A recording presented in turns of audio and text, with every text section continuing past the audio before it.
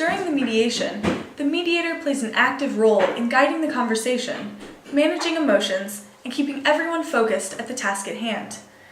There are some tactics that can be useful.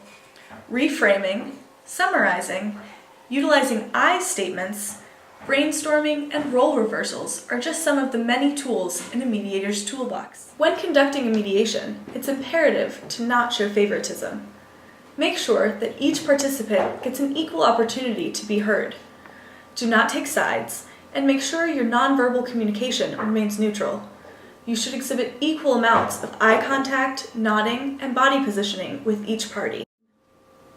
I think it's just amazing that she has time for this meeting, but she doesn't seem to have time for any of the events that we planned. She's missed 2 of the past, actually the only ones that we planned this month, and they were both for her, to introduce her to the team and get her involved. Well, it's not my fault. Family comes first for me, and I thought you knew that taking this job. I told you how important it was in the first interview I had. Yeah, but in your first month, that was, you don't take off that much time, Kat. Do you see what I have to deal with on a daily basis working with him? He just interrupts me. He uses these weird pet names for me that no one has called me since I was probably 7 years old. And it's really unprofessional, and I really can't deal with it anymore. Okay, so Stephen, it sounds like team building and commitment are very important to you. And Kathy, it seems like professionalism is something that you really value. Yes. Is that an accurate assessment? Yes. Okay, great.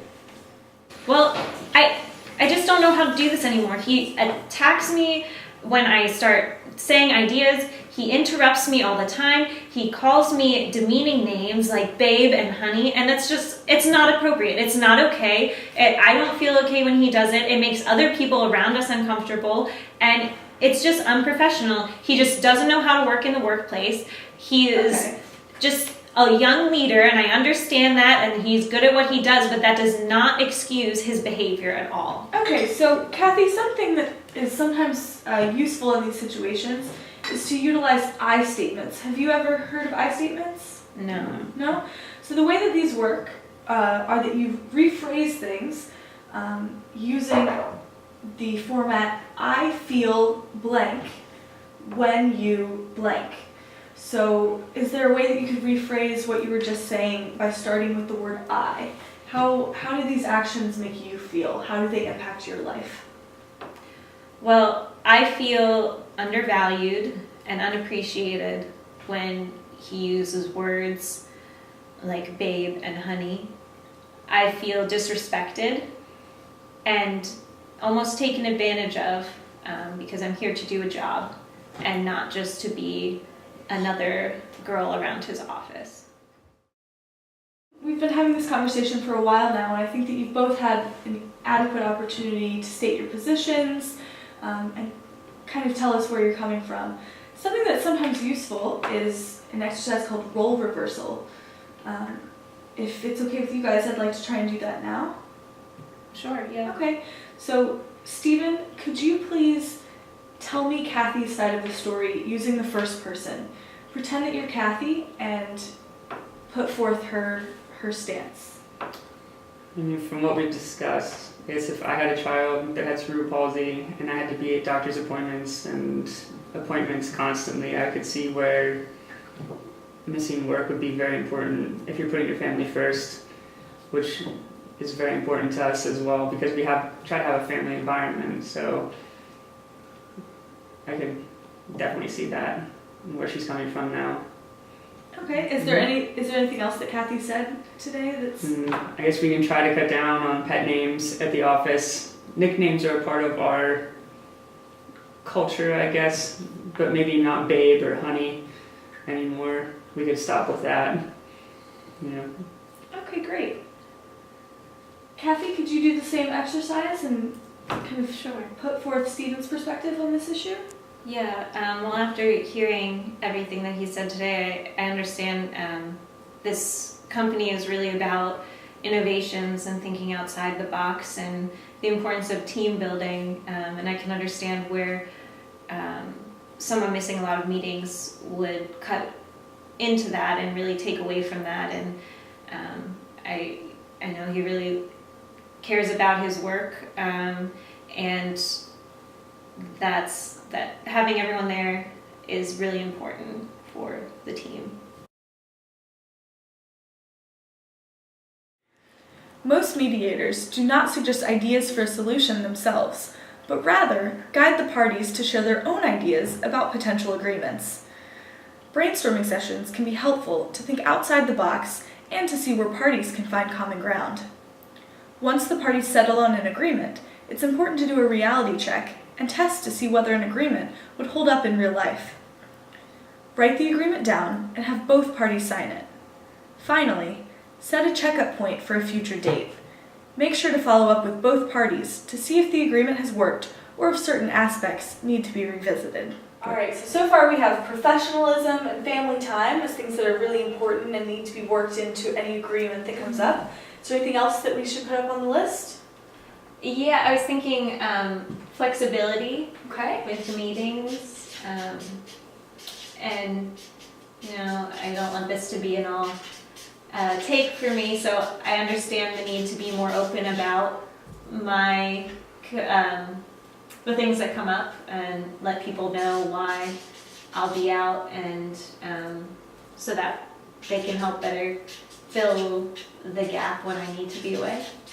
Okay. Stephen, do you have anything else to add to the list? Yeah, we can also just, along with family time, we can have family come along to our team bonding events, and we could better accommodate everybody as a whole, so it's not just a work. We could also have Kathy call into meetings instead of always having to be in the room with us during these. Telecommuting for Yeah. important meetings? Okay, so we have all of these ideas written down. Do you think that we're at a point where we could maybe start coming up with some solutions? Yeah. Yeah. Okay, great. So let's take a look here.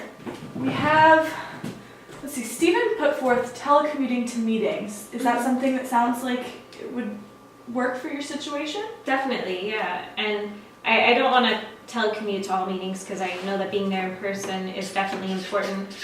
So I do have a sister who lives in the area, so she often doesn't work on Mondays. That's her day off. So I'll talk to her about if there are appointments that my son needs to go to on Mondays, if she can take him.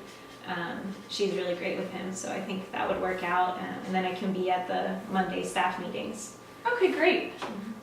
So that'll take care of Monday staff meetings. Mm-hmm.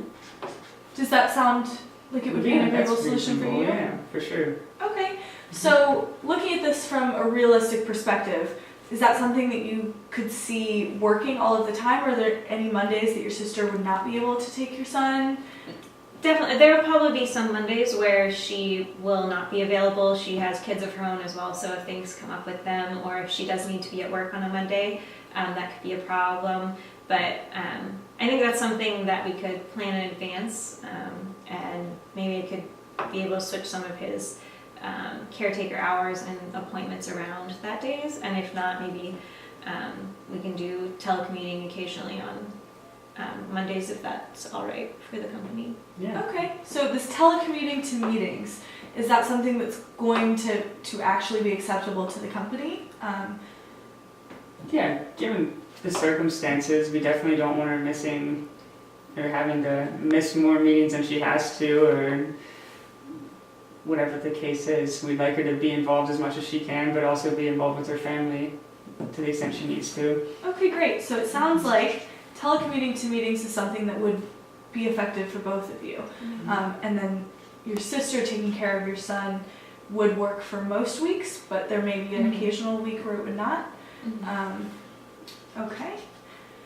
So moving on here, that takes care of telecommuting and flexibility with meetings. What about professionalism? That's something that seems like Kathy, it's very important to you. That is. How would you guys like to address professionalism moving forward? Yeah, we can definitely cut down on the pet names at the office. It doesn't have to be something that happens.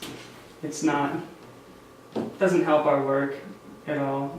Just doesn't need to happen.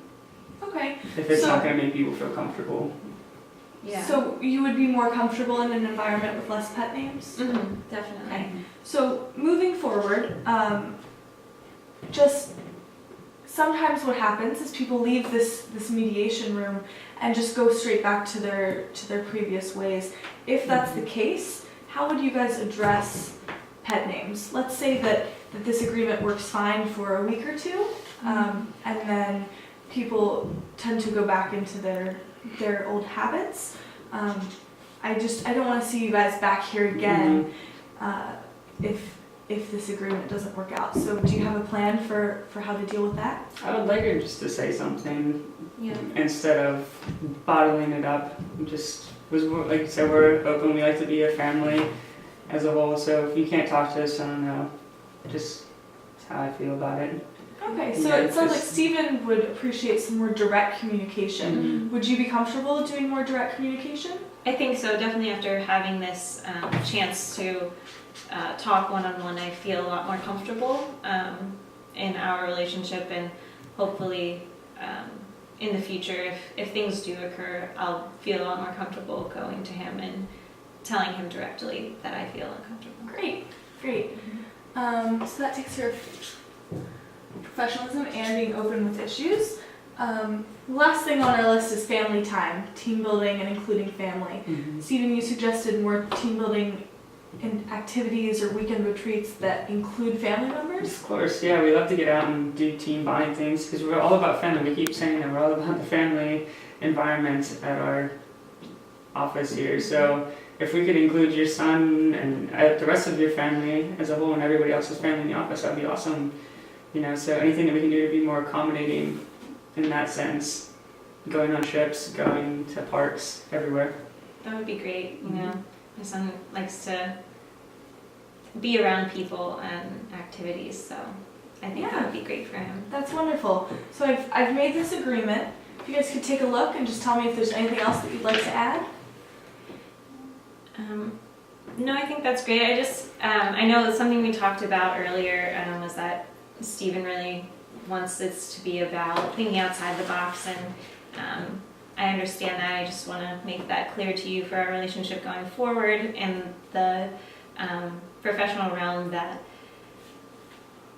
my old job was very strict and rigid, and I'll try to move away from that and really become more a part of a team. And thank you for these working with me and my schedule. I appreciate that. Yeah, sounds great.